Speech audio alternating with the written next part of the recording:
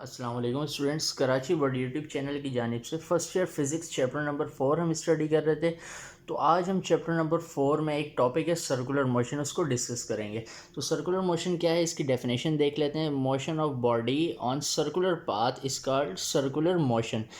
यानी कोई भी बॉडी अगर गोल रास्ते के अंदर हरकत कर रही है, मोशन हो रहा है उसका, तो हम क्या बोलेंगे, ये सर्कुलर मोशन होगा। ठीक है। तो अब कोई भी बॉडी अगर इस तरह से है, पूरी गोल नहीं, तो हम उसे फ़र्ज़ी तौर पर क्या करते हैं, गोल कर लेते हैं। तो सेंटर से लेकर आखिर में ये जो जगह होती है इसे कहते हैं सरकमफेरेंस। यहाँ सेंटर से लेकर यहाँ तक सरकमफेरेंस तक का फासला जो होता है वो रेडियस कहलाता है, और रेडियस को आर से ज़ाहिर करते हैं। तो ये भी क्या है, इसका सरकमफेरेंस तक का फासला, ये रेडियस है, ये क्या है, सेंटर है। अब देखते हैं एंगुलर डिस्प्लेसमेंट। एंगुलर डिस्प्लेसमेंट की definition, angle subtended at the centre of circular path is called angular displacement. यानी यहाँ से सेंटर से लेकर सरकमफेरेंस तक का फासला जो होता है रेडियस है, ये भी रेडियस हो गया। अब यहाँ पे जो एंगल है ना, तो उस एंगल को हम क्या पढ़ेंगे, एंगुलर डिस्प्लेसमेंट। एंगुलर डिस्प्लेसमेंट को हम थीटा से ज़ाहिर करते हैं। नेचर के अतबार से बात करें तो ये वेक्टर क्वांटिटी है, और वेक्टर क्वांटिटी है तो इसकी डायरेक्शन क्या होगी, क्लॉकवाइज और एंटी क्लॉकवाइज इसकी डायरेक्शन होती है।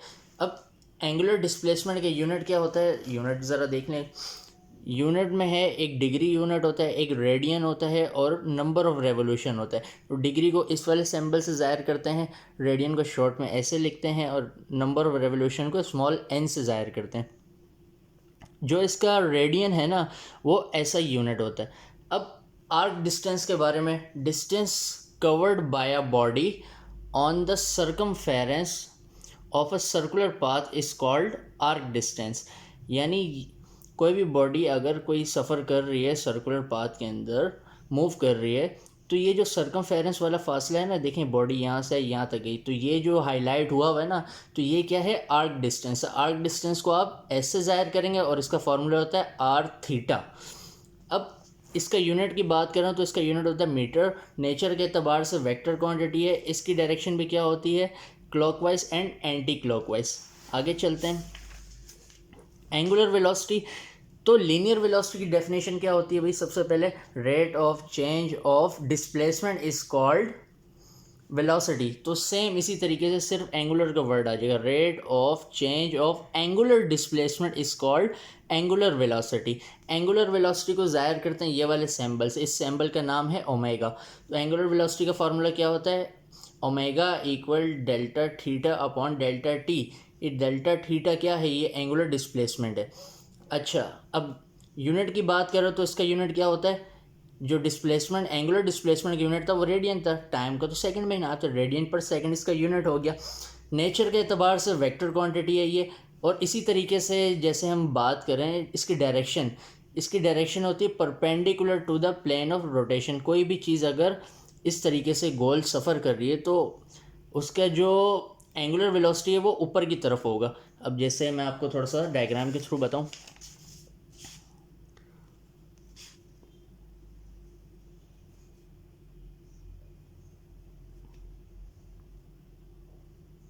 कोई भी चीज़ ऐसे अगर घूम रही है तो हम बोलेंगे कि भाई इसमें जो एंगुलर वेलोसिटी है ना, वो कौन सी है, वो ये है, ये ऊपर की जानिब है। ठीक है। तो ये इसकी डायरेक्शन होगी। अब एंगुलर एक्सेलरेशन, ये मैंने शॉर्ट में लिखा है, आप पूरा लिखेंगे। एंगुलर एक्सेलरेशन क्या होता है, लीनियर एक्सेलरेशन की डेफिनेशन क्या थी, सबसे पहले तो वो देख लें। Rate of change of velocity is called acceleration. Angular acceleration की डेफिनेशन है, rate of change of angular velocity is called angular acceleration. सिर्फ एंगुलर का वर्ड आ जाएगा। तो एंगुलर एक्सेलरेशन को आप किससे ज़ाहिर करेंगे, अल्फ़ा से ज़ाहिर करेंगे ना। और फॉर्मूले की बात करें तो भाई ये बराबर होता है किसके, rate of change of angular velocity, delta omega से हम एंगुलर वेलोसिटी को ज़ाहिर करते हैं, और डेल्टा टी टाइम है। तो इसका यूनिट क्या होता है, रेडियन होता है, और रेडियन पर सेकंड स्क्वायर, ये इसका हो जाएगा, एंगुलर एक्सेलरेशन का यूनिट हो जाएगा। नेचर के अतबार से बात करें तो ये वेक्टर क्वांटिटी है, और direction is perpendicular to the plane of rotation. Same angular velocity और एंगुलर एक्सेलरेशन की क्या होती है, डायरेक्शन आपको फाइंड करनी हो तो आप हमेशा बोलेंगे ये चीज़ अगर इस तरह से घूम रही है तो इसकी डायरेक्शन कहाँ होगी, ऊपर होगी, ऊपर की जानिब होगी। अब थोड़ा सा हम देखते हैं चैप्टर नंबर 3 के अंदर जो आपने पढ़ा था लीनियर, जैसे आप बात करें डिस्प्लेसमेंट की, तो डिस्प्लेसमेंट को हम लीनियर डिस्प्लेसमेंट भी कह सकते हैं ना। अब सर्कुलर मोशन की अगर हम बात करें तो उसमें क्या होता है, एंगुलर क्वांटिटीज़ आ जाती हैं। तो इसमें भी जो है डिस्प्लेसमेंट क्या है भाई, इसमें एंगुलर डिस्प्लेसमेंट है, उसमें डिस्प्लेसमेंट या लीनियर डिस्प्लेसमेंट कहते हैं। उसमें जो है उसको किससे ज़ाहिर करते हैं, डिस्प्लेसमेंट को डी से, एस से। अब इसमें किससे ज़ाहिर करेंगे, थीटा से। और इसका यूनिट क्या होता है, लीनियर में मीटर होता है। इसका क्या होता है, इसका ऐसा यूनिट लिखेंगे, रेडियन होता है। अगर मैं बात करूँ लीनियर वेलोसिटी की, शॉर्ट में मैं लिख रहा हूँ, तो लीनियर वेलोसिटी को हम v से ज़ाहिर करते हैं और उसका यूनिट क्या होता है, मीटर पर सेकेंड। और एंगुलर वेलोसिटी की बात करूं, उसको हम ओमेगा से ज़ाहिर करते हैं, उसका यूनिट होता है रेडियन पर सेकेंड। अब मैं एक्सेलरेशन की बात करूं तो एक्सेलरेशन क्या होगी, एक्सेलरेशन को मैं a से ज़ाहिर करता हूं, उसका यूनिट होता है मीटर पर सेकेंड स्क्वायर। अगर मैं एंगुलर एक्सेलरेशन की बात करूं तो उसको मैं ज़ाहिर करूंगा किससे, अल्फ़ा से, और उसका यूनिट क्या होगा, रेडियन पर सेकेंड स्क्वायर। तो इन सब चीज़ों को अच्छे से याद रखिएगा, लीनियर और एंगुलर क्वांटिटीज़ के अंदर क्या डिफरेंस है। तो अब थोड़ा सा एमसीक्यूज़ की अगर मैं बात करूं आपसे, एमसीक्यूज़ जो है ये बहुत इंपॉर्टेंट है। तो एमसीक्यूज़ में अगर मैं बात करूं, कोई भी चीज़ यहाँ से चली और पूरा एक चक्कर उसने लगाया, तो हम उसे बोलेंगे ये इसने एक वन रेवोल्यूशन कंप्लीट किया, एक चक्कर कंप्लीट किया ना। तो नंबर ऑफ रेवोल्यूशन को हम किससे ज़ाहिर करते हैं, एन से। कितना कंप्लीट किया, वन कंप्लीट किया ना। तो अगर मैं बात करूँ 2 पाई रेडियन, वन रेवोल्यूशन जो है उसमें क्या होता है, वो बराबर होता है 1 पाई रेडियन, और 1 पाई रेडियन बराबर होता है 360 डिग्री के एंगल के। सही है। एमसीक्यूज़ में आपसे पूछे 2 पाई रेडियन किसके बराबर है, आप बोलेंगे 360 के। और इसी तरीके से एमसीक्यूज़ में अगर आपसे पूछे पाई रेडियन किसके बराबर है, पाई रेडियन किसके बराबर है, तो आपने क्या, ये 2 मल्टीप्लायर उधर जाके 360 के साथ ये डिवाइड हो जाएगा। जब इसे डिवाइड करें तो आपके पास आंसर आएगा 180 डिग्री के। तो एमसीक्यूज़ में आपसे पूछा जाए पाई रेडियन किसके बराबर है, आप कहेंगे 180 डिग्री के।